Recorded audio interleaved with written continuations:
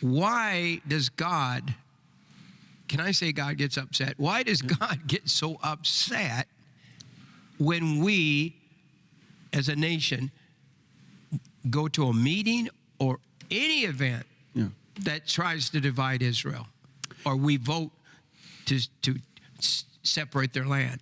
Yeah. Well, Israel is the center of God's prophetic timepiece. And, you know, as Americans, we tend to be focused on the United States. We think we're the center of the world. But to God, the center of the world is Israel, always has been and always will be. In fact, I shared on a previous show how the names of the tribes of Israel will actually be inscribed on the gates of heaven. That's how much God thinks of Israel. Yeah. So to God, Israel is always at the center of his plan. And his plan for the last days, as we see, Jesus is coming back to Israel. He's going to reign from Israel. He's going to reign from Jerusalem. So, and God, throughout the scriptures, there's all kinds of titles related to God, related to Israel, and related to Jerusalem.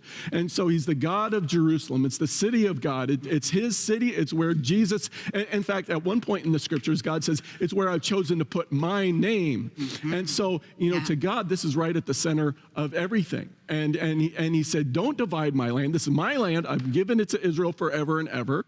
But the people of the people of the world, this is the land they want to divide, and the only city in the world they want to divide is Jerusalem. Out of all the cities in the world, this is the city they've chosen to divide. But God has, in that we've seen this pattern, and we talked about this on previous shows, Pastor Jim, ever since, you know, we started doing this, taking steps toward the division of the land of Israel. God has always kind of hit us right away saying, don't do that.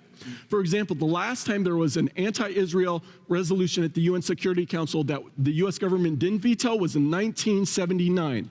March 22nd, 1979, Jimmy Carter let an anti-Israel resolution go through. So nothing happened for 4 days immediately. 1, 2, 3, 4. 4 days passed, nothing happened. March 26, 1979, the Egypt-Israel peace treaty was signed in Washington, D.C. We've seen that footage. You know, Jimmy Carter was there. Everyone was so happy. 2 more days, nothing happened. Then we get to March 28th. 1979, and we had a little incident called 3 Mile Island. If you're an old timer, you remember 3 Mile Island, don't you? It was the worst nuclear power plant disaster in all of history up to that time or ever since. So God was saying, hey, I don't like this. But did we learn? No. You know, nothing. Fortunately, under Ronald Reagan, he had sense. But then we get to George H.W. Bush. And he said, hey, let's try to divide the land of Israel. So he got the Israelis and the Palestinians together for the very first time. Other surrounding Arab nations, they all gathered in Madrid, Spain, for this Madrid Peace Conference. And President George Herbert Walker Bush went over there to open the conference and give an address. And in that address, in the New York Times, it says that he told the Israelis, hey, territorial compromise is essential for peace. In other words, if you want peace, you got to divide the land.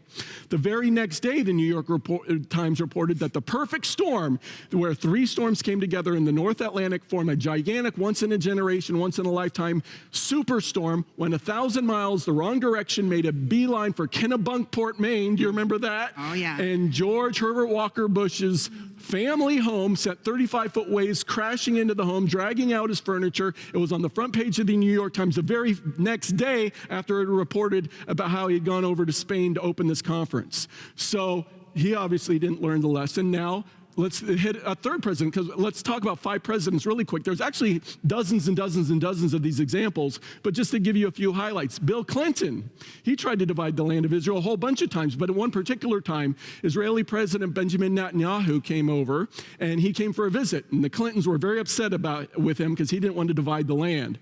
And so he came over, he was very coldly received. In fact, Bill Clinton and Secretary of State Madeleine Albright, they didn't even want to have lunch with him. And so, you know, Netanyahu wasn't happy about that. But that exact day, a scandal broke involving a young lady named Monica Lewinsky. And from that point forward, the Clinton presidency was never the same. So, did we learn our lesson? No. Next president comes in, George W. Bush. And George W. Bush, he wants to divide the land of Israel too, so he convinces the people of Israel, the Israeli government, he's saying, hey, if we pull all the settlers out of Gaza, you'll finally have peace. And we've seen, has that worked out? Of course not. But that's what he convinced them to do at the time. So they pulled the last of the settlers out. August 23rd, 2005, the New York Times reported the very last of the settlers were pulled out.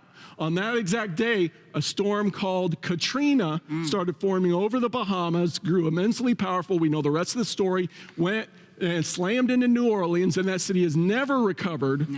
ever since up to this time.